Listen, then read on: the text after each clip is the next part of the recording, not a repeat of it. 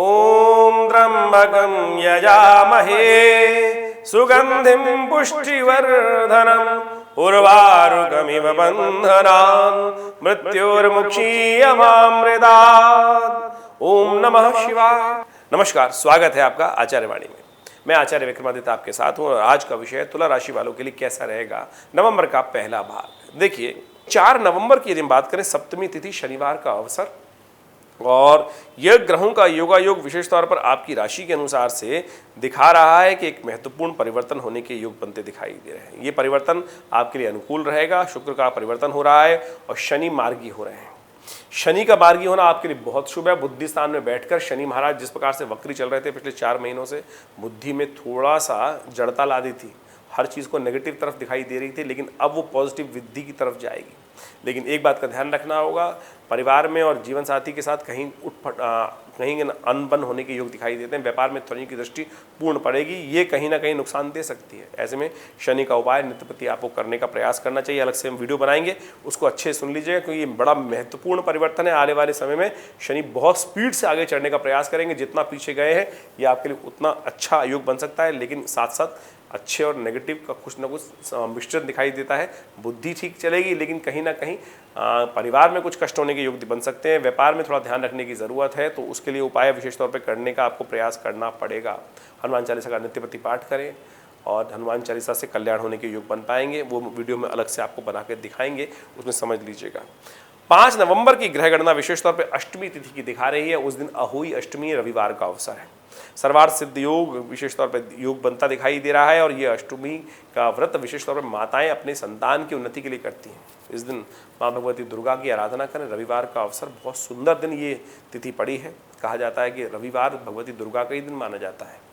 भगवती दुर्गा के मंदिर में जाकर विशेष तौर पर उनका पूजन करें और उनको लाल पुष्पों की माला अर्पित करें, चुन्नी चढ़ाएं और हलवा चने का भोग भगवती के निमित्त लगाएं और साथ साथ तारों की चांद रोशनी में दर्शन करते हुए इस व्रत का उद्यापन किया जाता है। उस दिन मंत्र जो सबसे श्रेष्ठ रहेगा, सर्वा बाधा विनिर्मुक्तो धन धान्य सुतान्विता मनुष्यो मत प्रसादिन भविष्यति न संशया। इस मंत्र का जप करते हुए कार्य करना बहुत शुभ रहेगा। आपके दिन की ग्रह योग अच्छे दिखाई देते हैं, बस थोड़ा सा अपनी एग्रेसिवनेस को कंट्रोल करने की ज़रूरत है। सूर्य को नित्य प्रति जल देना ये बहुत ज़रूरी रहेगा, क्योंकि सूर्य इन दोनों लग्न में चल रहे हैं आपके, और ये थोड़ा सा आपके अंदर विशेष तौर पर एरोगेंसी बढ़ा सकते हैं, परिवर्तन के योग दे सकते हैं। तो सावधान होकर काम करना आपके लिए बहुत ज़रूरी है। इस बात का ध्यान रखते हुए कार्य करें तो अच्छा रहेगा आपके लिए।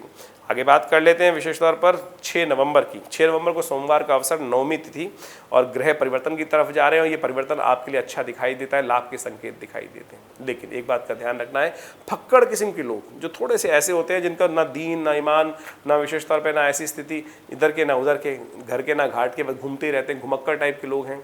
इन ऐसे लोगों से बचने का आपको प्रयास करना चाहिए। वो कहीं ना कहीं नुकसान देने के योग बना सकते हैं। तो ग्रह योग ये दिखा रहे हैं आपके लिए। सुबह का समय थोड़ा अच्छा है, शाम के समय ये ऐसे लोग परेशान कर सकते हैं, तो उनसे दूर रहने का आपके लिए बहुत अच्छा विशेष तौर पे समझ डेवलप करने की ज़रूरत है। इस दिन बुध भी परिवर्तन की तरफ जा रहे हैं। शाम को 4 बजे के आसपास बुध वृश्चिक राशि में चले जाएंगे और ये वृश्चिक राशि आपके लिए थोड़ा सा कष्ट देने के योग बना सकती है। ऐसे में उपाय के तौर पर बुध का द्वितीय भाव में जाना थोड़ा सा ऐसा दिखाई देता है कि विशेष तौर पर क्योंकि अस्त भी चल रहे हैं ऐसे में, और द्वितीय भाव धन भाव में जाकर थोड़े से कमज़ोर पड़ सकते हैं बुध, तो उनको शक्ति देने के लिए कन्या पूजन कर लें तो अच्छा रहेगा। वो आपके लिए कुछ ना कुछ पॉजिटिव साइन दे सकता है। वहीं 7 नवंबर को मंगलवार का अवसर है। दशमी तिथि विराजमान है और दशमी तिथि मंगलवार के दिन जब पड़ती है तो ऐसे में ग्रहों का योगायोग अननेसेसरी के झगड़े आपको करा सकता है। और तुला राशि वालों को ध्यान रखना चाहिए, इस वक्त मंगल, सूर्य और विशेष तौर पे कई ग्रह आपके एक साथ लग्न में चल रहे हैं और ये लग्न में विशेष तौर पर जो ग्रह चल रहे हैं ये एग्रेसिवनेस बढ़ाएंगे अननेसेसरी की। ऐसे में मंगल को शांत करने का आपको उपाय करना चाहिए। मंगल को शांत करने के लिए सबसे श्रेष्ठ है कि हनुमान जी के मंदिर में जाकर मीठे का भोग, पान का भोग हनुमान जी को लगाएं, हनुमान जी की आराधना करें, ओम हंग हनुमताय नमः इस मंत्र का जप करें, अच्छा रहेगा। किसी देवस्थान में जाकर कंस्ट्रक्शन के मटेरियल को भी दान करना अच्छा उपाय है, इसको भी करके लाभ ले सकते हैं। 8 तारीख को नवंबर को एक तिथि वृद्धा हो रही है। वृद्धि तिथि जारी है, दशमी तिथि 2 दिन रहेगी, अगले दिन 4 घड़ी के आसपास विद्यमान रहेगी। तो ऐसे में बुधवार के दिन दशमी तिथि विशेष तौर पर इस बात का ध्यान रखिएगा, कई चीज़ों में विशेष तौर पे दामों में उठापटक होने के योग बन सकते हैं। तो जो लोग स्पेकुलेशन का बिजनेस करते हैं उनको बड़ा सावधान रहते हुए कार्य करने की ज़रूरत है। आपकी राशि के अनुसार से ग्रह विशेष तौर पर जो दिखा रहे हैं वो आपको थोड़ा सा ध्यान रखते हुए कार्य करने की ज़रूरत है। लाभ की आकांक्षा में कहीं खर्चे ज़्यादा ना बढ़ जाए, इस बात का ध्यान रखें। कुछ नई चीज़ें प्राप्त होने के योग बन सकते हैं, तो नए कपड़े से बचने का प्रयास करें। नए कपड़े धारण करना कहीं ना कहीं कष्ट देने के योग बना सकता है।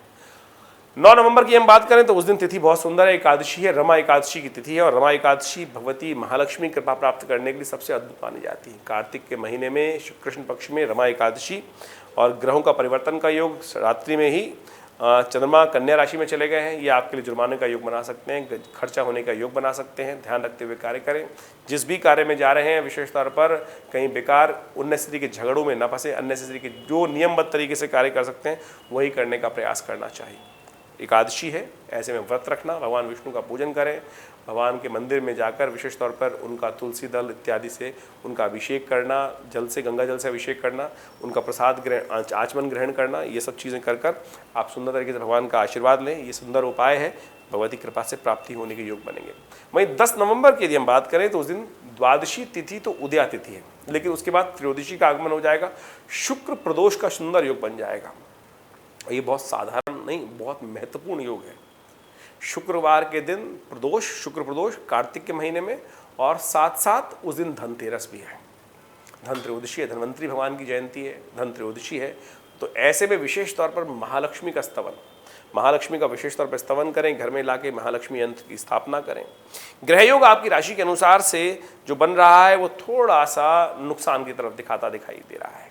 ऐसे में एक बात का ध्यान रखिएगा, आपको विशेष तौर पर ध्यान रखना है कि अननेसेसरी के खर्चों से बचना है, नियमबद्ध तरीके से कार्य करने का ज़रूरत है, नहीं तो कहीं ना कोई जुर्माना आपके जेब में पड़ सकता है। ध्यान रखते हुए कार्य करें, खर्चे से बचने का प्रयास करें। उपाय जो है वो भी समझा देते हैं। एक विशेष उपाय भी आपको बताएंगे जो आपके पूरे वर्ष आपकी रक्षा करेगा। महालक्ष्मी की शुद्ध यंत्र को अपने घर में स्थापित करें, चांदी के यंत्र में बनाकर सबसे स्थापित करना, महालक्ष्मी का पूजन करना अच्छा रहेगा। और साथ साथ एक उपाय जो बता रहे हैं, गोवत्स द्वादशी है इस दिन, गाय गौशाला में जाकर गाय के बछड़े का पूजन करना, थोड़ा सा गुड़ इत्यादि गाय को बच्चों को खिलाना, ये बहुत सुंदर उपाय है। कष्टों को दूर करेगा, शुक्र की वृद्धि को करेगा। शुक्र इन दिनों कमज़ोर चल रहे हैं, और विशेष तौर पर 1 वर्ष तक कौन सा एक खास उपाय आज के दिन कर लिया जाए वो आपके लिए पूरे वर्ष आपकी रक्षा करेगा, शरीर की रक्षा करेगा, वो भी आप जान लीजिए। एक ब्रह्मास्त्र उपाय हम आपको बताने वाले हैं। कहा जाता है कि यदि यम के निमित्त, क्योंकि धन त्रयोदशी के दिन यमराज की पूजा की जाती है, और कहा जाता है कि सूर्यास्त होने के बाद घर के दक्षिण दिशा की तरफ एक अन्न की ढेरी बनाकर एक चौमुहा दीपक अपने पितरों के निमित्त दान कर दिया जाए, यमराज के निमित्त दान कर दिया जाए, उनमें उसमें थोड़ा सा उनका पूजन कर यमराज जी का, और वहाँ उसको प्रज्वलित कर दिया जाए। और उसके दिन अगले दिन सुबह उठकर, कहा जाता है पूर्ण प्रयोग यह है कि अगले दिन सुबह जब नरक चतुर्दशी होती है, सुबह उठकर घर के दोनों द्वारों पर एक विशेष तौर पे 2 दिए प्रज्वलित कर दिए जाते हैं यमराज के दोनों पुत्रों के नाम पर। ये पूर्ण उपाय हुआ। और उससे पहले क्या करना चाहिए, कहा जाता है कि अपामार्ग का पेड़ लेकर रात को उखाड़ के रख लीजिए, और अपने सिर पे से वार कर उसको बाहर डाल देना चाहिए। उससे पहले विशेष तौर पर तेल के द्वारा, कहा जाता है कि तेल, जो तिल का तेल है उसके द्वारा पूरे शरीर पर मर्दन कर फिर स्नान कर और फिर ये प्रक्रिया की जाए। और फिर घर के मुख्य द्वार पर जाकर सूर्य उदय होने से पहले यदि 2 दीपक प्रज्वलित कर दी जाए दोनों द्वार, घर के मुख्य द्वार के दोनों तरफ, तो कहा जाता है कि 1 वर्ष तक अपमृत्यु के योग नहीं बनते।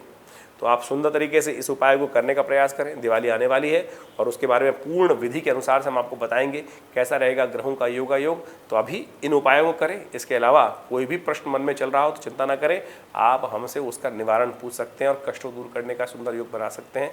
धन्यवाद, नमस्कार।